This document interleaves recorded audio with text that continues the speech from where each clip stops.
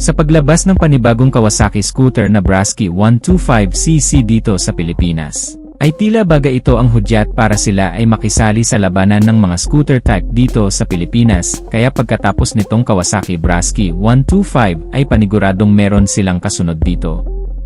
Kaya maghanda na kayo dahil may bago na naman ulit tayong abangang motorsiklo ng Kawasaki ngayong 2024. Na siguradong magiging patok sa maraming scooter lover lalo na't hindi ito basta-bastang scooter lang kundi super scooter.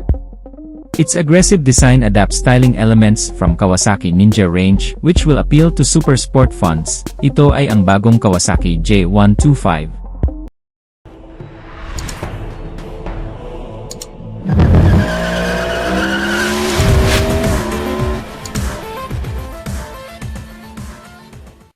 Sobrang astig ng dating ng motor na ito. Ito yung uri ng motor na matatakot sitahin ng traffic enforcer dahil sa maangas na looks, pero syempre, wag ka pa rin lumabag sa mga traffic rules.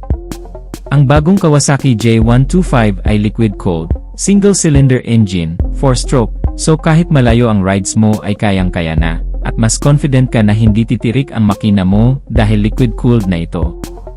Naka-ABS na rin ito, para sa mga biglaang preno na pangyayari ay siguradong hindi ka titilapon dahil smooth na ang full stop brakes mo dito dahil sa ABS or anti-lock braking system nito.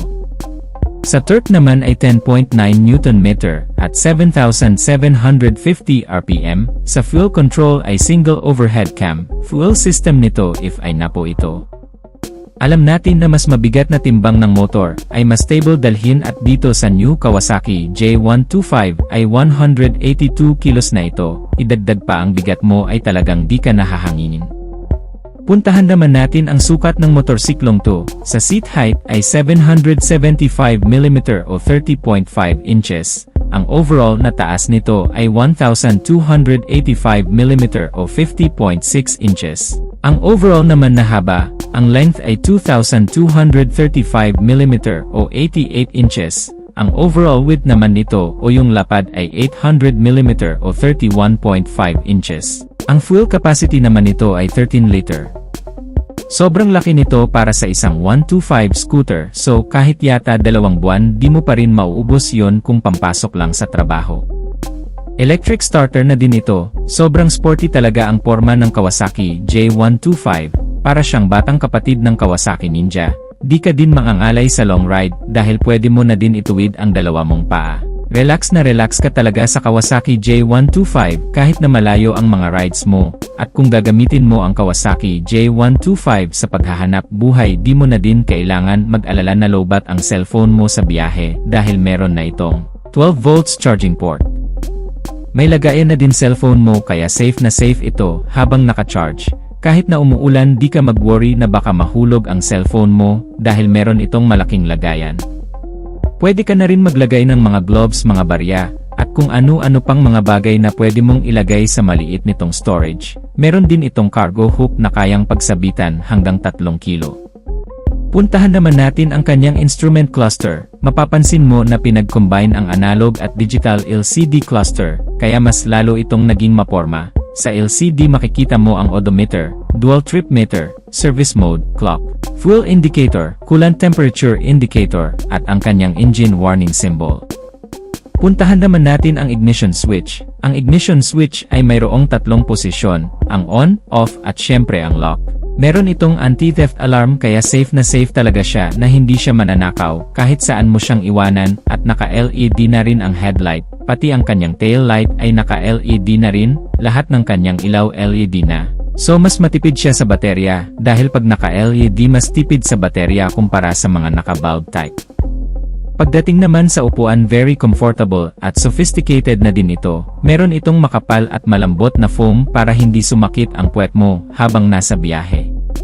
Pagdating sa preno, naka-disc brake na ito pareho sa harapan at sa likuran. Sa harapan naka 260 mm pedal disc brake with 2 piston caliper. Sa likod naman ay 240 mm pedal disc brake at 2 piston caliper. Bali naka-single disc brake na yan sila pareho sa harap at likod. Puntahan naman natin ang under seat compartment. Napakaluwang ng compartment niya at kasya ang isang full face helmet sa loob, kayang-kaya hanggang 10 kilos na bigat. Mas pinaastig pa ito dahil naka-hydraulic ito. Sa suspension naman, sa harapan ay 37 conventional fork, sa likod naman ay naka-twin shock preload. Pagdating naman sa gulong, sa harapan ay 120/80/14, sa likod naman ay 130/70/13, napakalaki ng gulong kaya mas stable ang driving mo dito, tubeless na din ito pareho. Pag-usapan naman natin ang presyo, actually wala pa itong official price dito sa Pilipinas. Pero sa United Kingdom ay nagkakahalaga ito ng 3,799 sa pera nila doon. Ngayon kung i-convert natin yun sa Philippine money, abot ito ng 243,000 pesos. Pero di pa rin natin alam kung magkano ito kung ilalabas dito sa atin. Maaaring mas mapamura o maaaring ganon ang presyo. Yan na lang ang ating aabangan kapag lumapag na ito sa Pilipinas. Dahil wala pa ring official price na nilalabas ang Kawasaki para sa magiging presyo ng Kawasaki J125 dito sa Pilipinas, yan na lang ang ating abang-abangan mga ka-Wizard Moto. At dito na natin tatapusin ang ating video mga ka-Wizard Moto. Maraming salamat sa mga nanood at maraming salamat din sa mga bagong nag-subscribe. At kung hindi ka pa nakasubscribe sa ating YouTube channel, ay huwag kalimutang mag-subscribe. Paki-click na rin ang bell icon para lagi kang updated sa ating motorcycle news and reviews. Maraming salamat sa walang sawang pagsuporta mga ka-Wizard Moto. Ride safe as always and God bless.